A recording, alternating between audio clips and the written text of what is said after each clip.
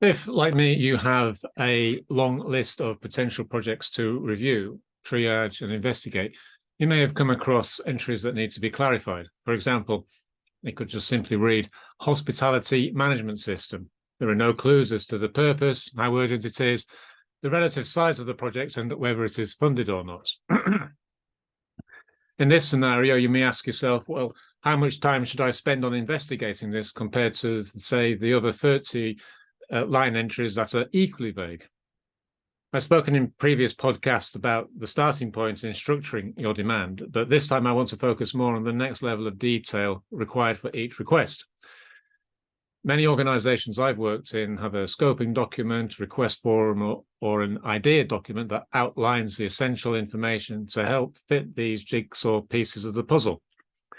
And it's at this initial stage where the seeds for scope creep, overspending, and delivery failure start to creep in. This is because it's down to the type of questions posed in the template. So imagine the scene. You set yourself a task of understanding what the hospitality management system actually means. So you meet with the business sponsor to understand more and have your scoping document to fill out. How do you conduct the meeting, and what questions do you need to ask to ensure we don't sow the seeds of failure later in the delivery process? Hi, I'm John, and this is a series of short articles called Tales from a Portfolio Manager. I help people in corporates plan technology across teams. You could be somebody who has a portfolio of clients, project services, or a backlog of features, and you have to manage them across a wide variety of teams to achieve any number of goals. I've been doing these roles for over 20 years, and for many corporates, and I have a few tales to tell.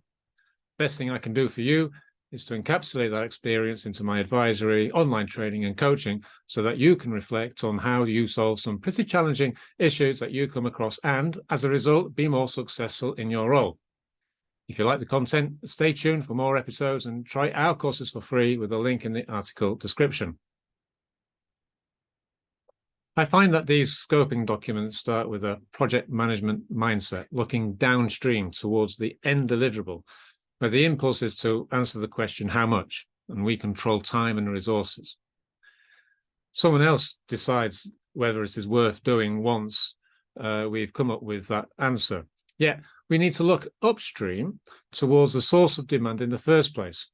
So in this example, we'll need to reverse engineer the phrase hospitality management system, and the term itself could cover many activities. So what does the business sponsor specifically have in mind? What is the pain point? What is the pain point that overall they're trying to resolve? In the meeting, we need to get some conversation as quickly as possible onto their objectives. This will be understanding their agenda and how they measure success. They may be prepared to share what they have outlined in their performance plan or what their line manager holds them responsible for. The higher up the organization you are, the higher level the objectives will be.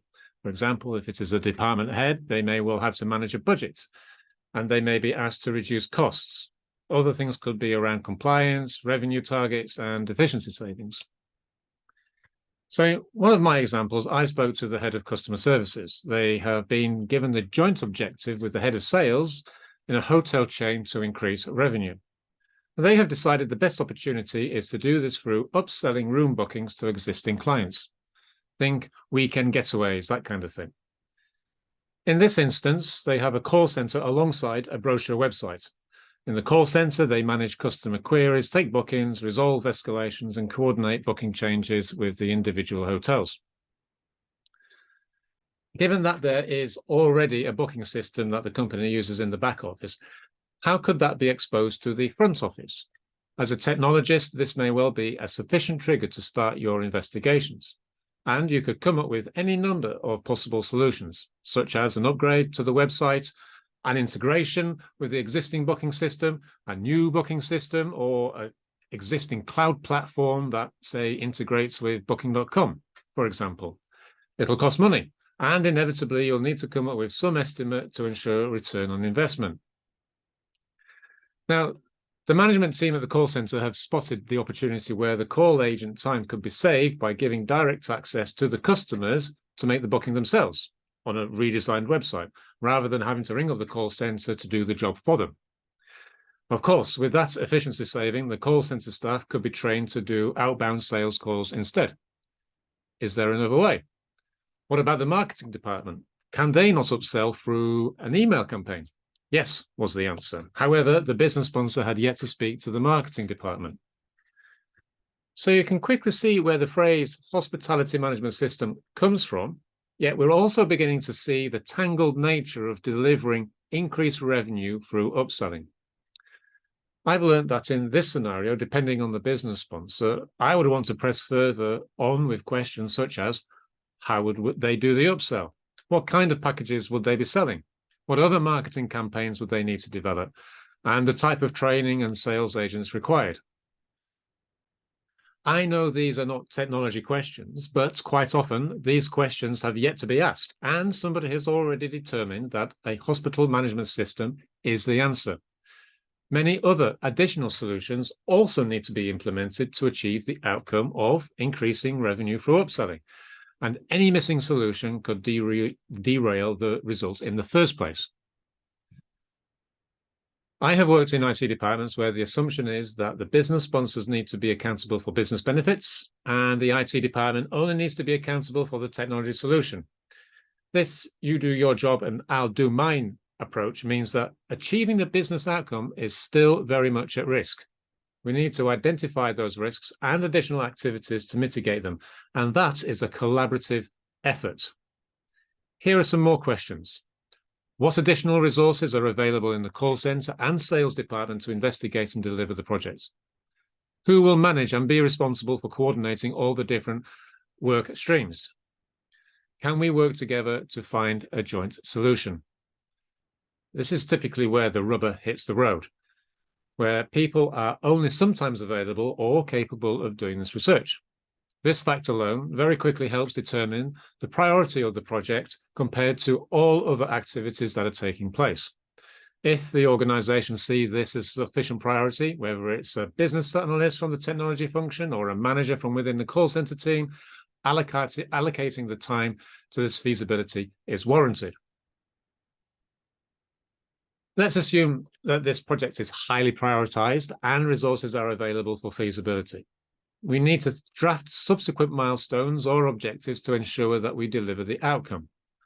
I'm talking about a hierarchy of objectives aligned with each other. Creating this hierarchy of objectives is a familiar process to those who already apply OKRs or objectives and key results in their work.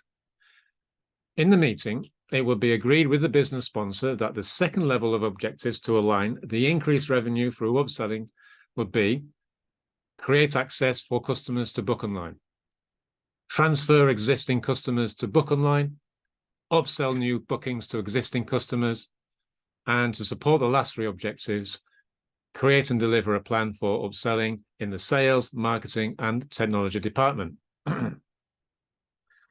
In addition, you could also agree with the business sponsor as an initial target what metrics qualify for success in each of the example objectives above, such as how much revenue through upselling, how many customers book online, and what conversion rates for each outbound call are made.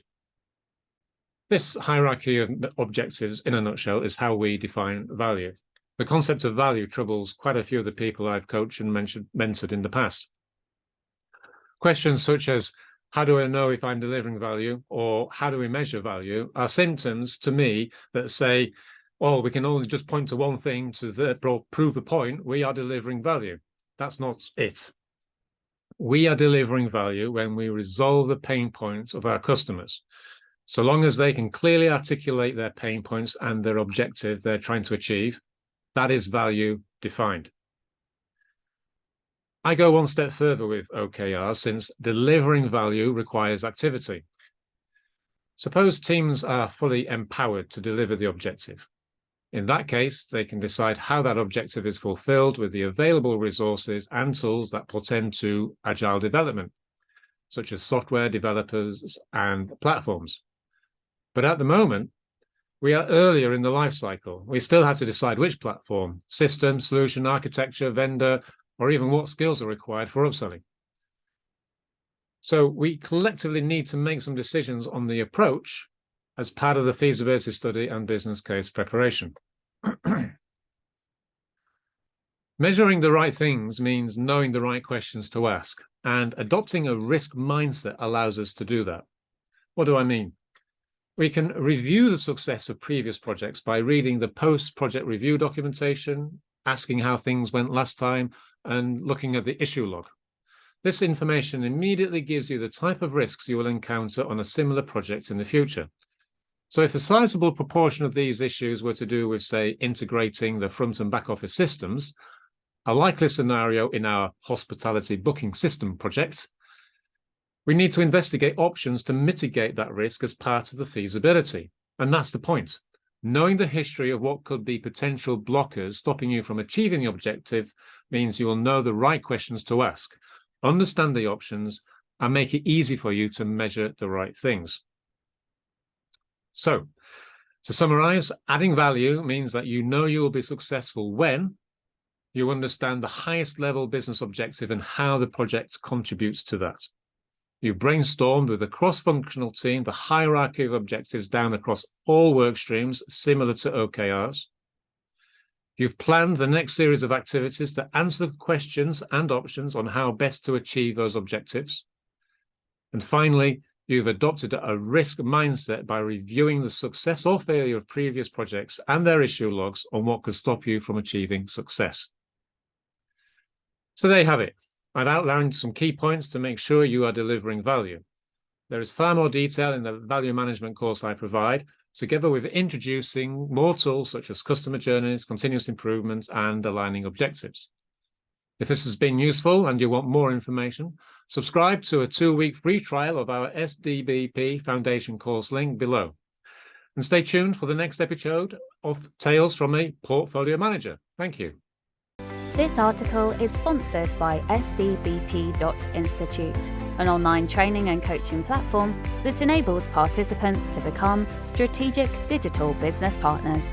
In just 4 months, with a 2 to 3 hour a week commitment, teams and individuals can demonstrate value and gain confidence through practicing the tools and techniques that help people collaborate on technology roadmaps across teams.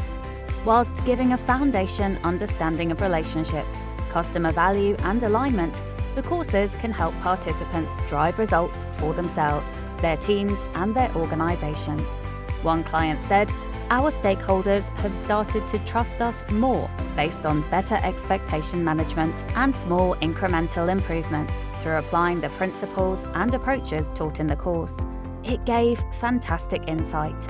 Many organisations and individuals have benefited from the instruction given on our platform. So you can go to sdbp.institute and see how you and your team can gain a certificate in Strategic Digital Business Partnering, or contact us for bespoke corporate training.